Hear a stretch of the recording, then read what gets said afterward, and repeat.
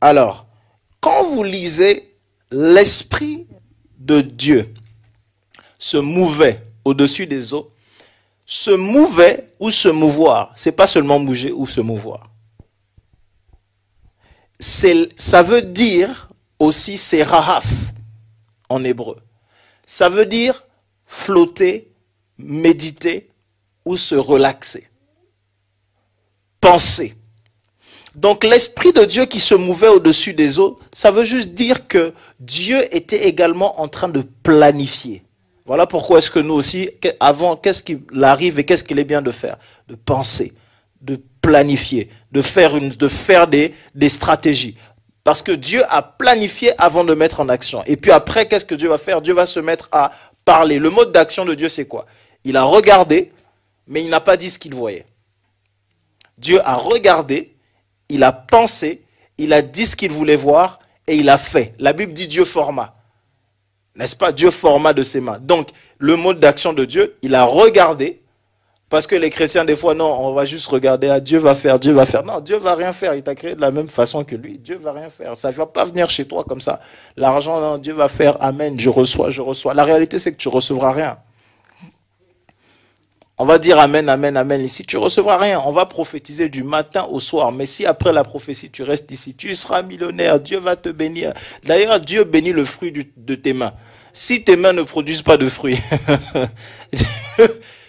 même si Dieu multiplie par 10 000, 0 multiplié par 10 000, ça fait 0. Donc Dieu peut rien faire. C'est-à-dire qu'il y a un moment, les gars, il faut taffer. Il y a pas de... C'est-à-dire qu'il y a un moment, il faut taffer. Il y a un moment, même quand on regarde, et c'est un peu ce qui est dommage, même quand on regarde, je dégraisse un peu, mais quand on regarde l'église ou le ministère ou ce qu'on fait, vous croyez qu'on arrive là, c'est seulement le hasard? Non, il y a du taf, il faut préparer. On a modifié ce qu'on avait à modifier, on a donné la forme qu'on a, on prend des rendez-vous, on réfléchit, on a des rendez-vous administratifs, il y a des clashs, il y a des trucs que tu veux faire, des trucs que tu fais pas, il y a des trucs qu'il faut chercher de l'argent. Et c'est pas juste ah, Dieu va faire, alléluia, amen. Oui, il y a la provision. Je crois dans la provision miraculeuse de Dieu. Amen.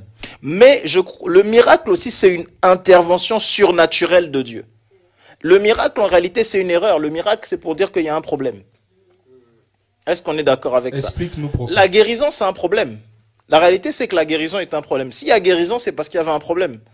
Donc, ça veut dire que l'idée au départ, c'est Adam n'était pas sans... Est-ce que Adam devait vivre un miracle? Non. En réalité, non. Adam ne devait pas vivre de miracle. Puisqu'il ne tombait pas malade, tout ce qu'il avait à faire, c'est garder, faire ce qui était naturel pour lui. Pour lui, c'est même pas un miracle que Dieu vienne le voir. Donc, pour Adam, c'est normal. Donc voilà pourquoi est-ce que quand je dis ici, non, il y a un moment où on pense, il faut réfléchir, il faut réfléchir à comment est-ce qu'on peut faire plus, comment est-ce qu'on peut faire mieux, comment est-ce que je peux aller plus loin, parce que c'est dans la nature de Dieu. C'est dans la nature de Dieu. Ne soyons pas ces genres de chrétiens-là, on a peur de toute avancée, de toute technologie. Dès que quelque chose avance, on a peur. On voit tout ce qu'il y a. D'ailleurs, dès qu'il y a question d'argent, ah, l'argent, Satan va te... Qui t'a dit que l'argent, Satan va faire quoi? C'est ton cœur qui... Il y a un moment, il faut réfléchir comme Dieu. Dieu a réfléchi. Donc nous aussi, on doit se mettre à réfléchir. Même au sein de l'Église, il faut se mettre à réfléchir. Tu peux pas... vouloir, je sais pas, diriger les choses ou vivre les choses de la même façon que peut-être il y a 20 ans. Une entreprise peut pas fonctionner comme il y a 20 ans aujourd'hui. C'est pas possible. Même pendant le Covid, les gens ont dû s'adapter à faire des réunions et ce genre de choses. Il faut réfléchir. Après avoir réfléchi, il faut être en mesure de dire et d'agir. Dire, pour moi, c'est planifier. Dire, c'est dire comment est-ce qu'on va faire. C'est-à-dire que Dieu a vu et puis après, il s'est dit, ok, que les poissons sortent de la mer, qu'il y ait différentes espèces, qui plongent peut-être de tels flux, que ça se passe comme ça.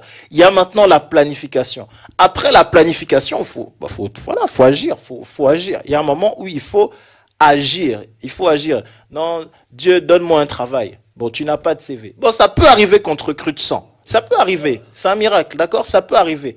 Mais c'est pas toutes les années, tu vois? C'est pas tous les jours. Bon, Dieu, Seigneur, envoie-moi des clients. Envoie-moi des clients. Tu n'as pas d'affiche, pas de communication, rien. Bon, les clients vont te trouver où? Où est-ce qu'ils vont, où est-ce qu'ils vont te trouver? Non, Dieu, donne-moi de l'argent. Et puis, tu es là, tu attends que Dieu te donne de l'argent dans ta chambre. Tu vas attendre. Seigneur, donne-moi un mari. Tu n'es jamais prêt, tu n'es jamais bien habillé. Seigneur, donne-moi une femme. Tu n'as rien pour encadrer tout ça. Donc, il y a un moment, il faut agir. Dire à quelqu'un, il faut agir. Il faut agir.